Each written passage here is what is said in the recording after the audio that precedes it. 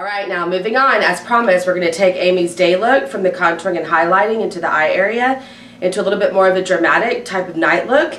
So if it's after 5, you know, and women are always asking me what's the easiest way to have something to go from a day into an evening. Always having some type of a 5-well eyeshadow palette where you have a lot of different options and you can slide that into your purse and you have like a mini makeover kit for on the go. If you're leaving work, going to cocktail hour, picking up kids, you know, going to some other event, really easy. Make sure you have a lot of shadows at one time so you have like a little mini makeup kit in your bag.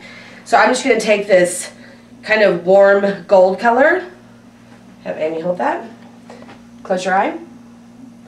And again, we're just taking it from the exact look that we had, popping this color onto the ball of the eye. And you can see what I'm doing again, really important to notice placement of the brush to the eye. It's really more about popping color. We don't really sweep color anymore. All that does is drop color from one side of the floor to the next. And you really want to be able to saturate the ball of the eye so you see an impact of color quickly.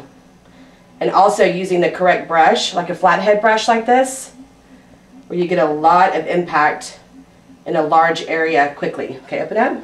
And you can see where that color really helps Amy's eye pop open even more, a lot more saturation. Not necessarily having to be a deeper color, but just a little bit more of it. All right, now moving on, I'm using my same Glamazon palette. I've really saturated the eye with a little bit more of that warm mango gold color. I'm going to go up here and pop on a little bit more of that highlighter color. Again, noticing the brush movement and the patting into the skin. And I always, like I said earlier, bring it in to that inner area to really help get some light and some air in between the eyes, right next to the nose. And important to note is always whenever you're working on somebody or even on yourself, make sure you're anchoring your hand so you can really open up the eye and get in there and saturate color in.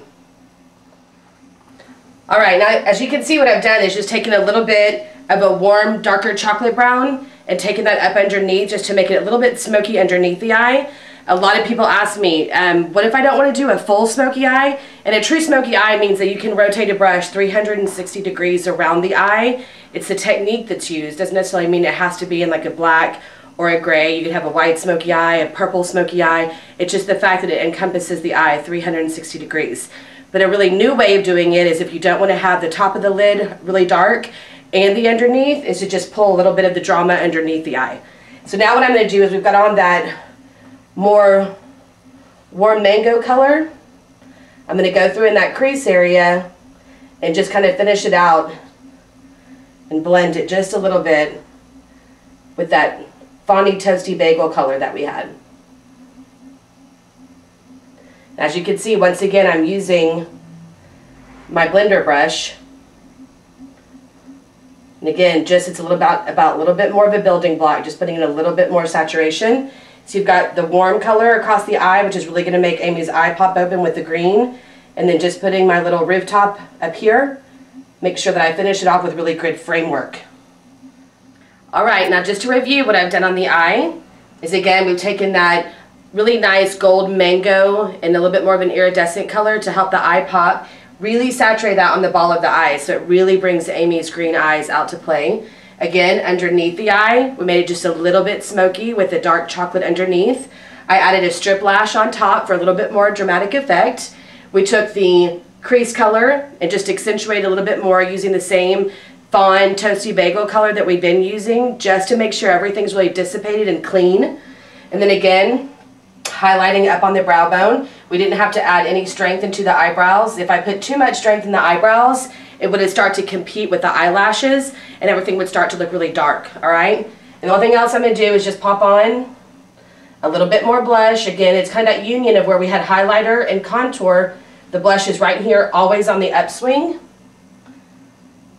And again, saturating your blush on one side of the brush and then keeping the other side really clean so you can go back and do any mistake work.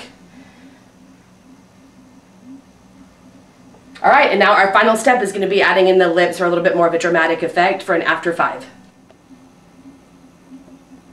Now I'm penciling in just a little bit on the lip. I mean, Amy's got a really nice lip structure, so she doesn't really need a lot. But what I do want is enough color in each quadrant so it's all balanced and really steady. And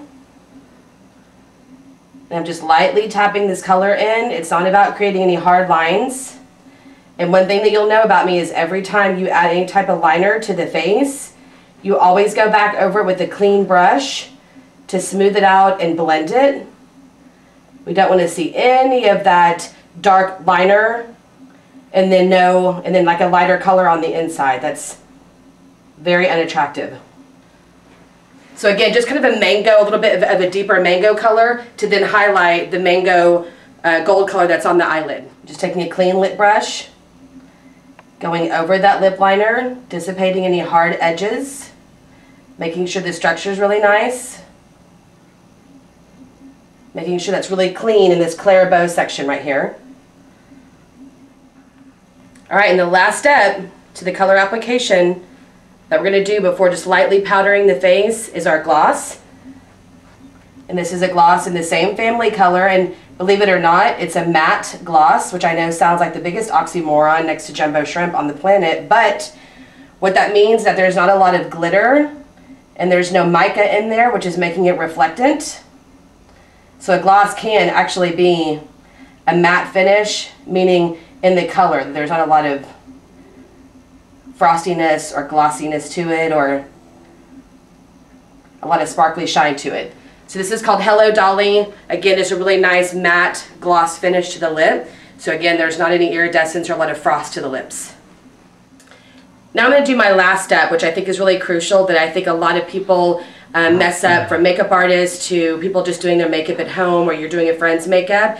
We really tend to over powder, and I'm very passionate about, like I always talk about, the passionate things that I love are like foundation, concealer work first and foremost, and then again the perfect application of just light powdering. There's different powders from loose to press to full coverage, and if you don't have all three, that's okay. I understand that not everyone's going to have a full makeup kit to work from, but what you can do is take a full coverage powder, but if you use it with a brush, you get less saturation, you get more of a dusting effect, which is what I do.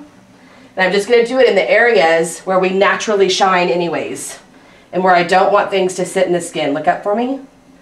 Right underneath the eyes, right? Because that's where a lot of things get creasy and crepey. We don't want that liner to seep down or any mascara to touch. Right down the bridge of the nose. Again, onto that mandible and the clairbow. And then right across the chin are our most shiny points.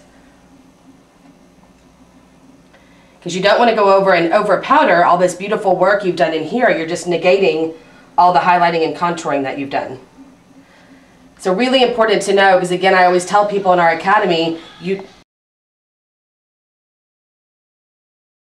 what I was talking about in powdering is that we tend to do foundation, concealer, and then over powder, and then go into all of our artwork with the color palette. And what happens if something does fall onto the face, you have powder, concealer, and foundation to get through to erase that mistake. But if you'll not powder till the very end and just do it as a light dusting, as like you're setting it, you won't have so much to work through. So if you notice on Amy, if I had any problem areas during her application, I could just go over it with my foundation brush or a concealer brush, but I didn't have so much powder and everything to get through to correct the mistake. So just powder at the very end as just like a dusting powder.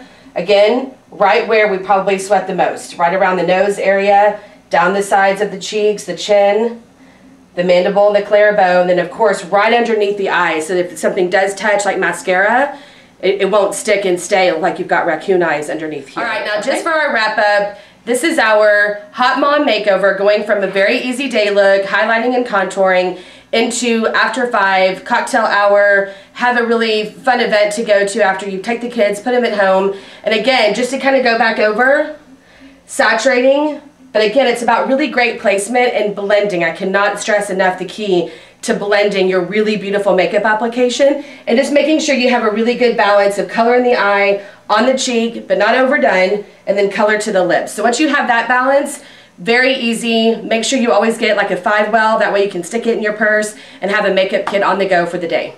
We really appreciate you being with us today on the Vi.sion Reality Project by Vi.sion Studio. We'll see you next time.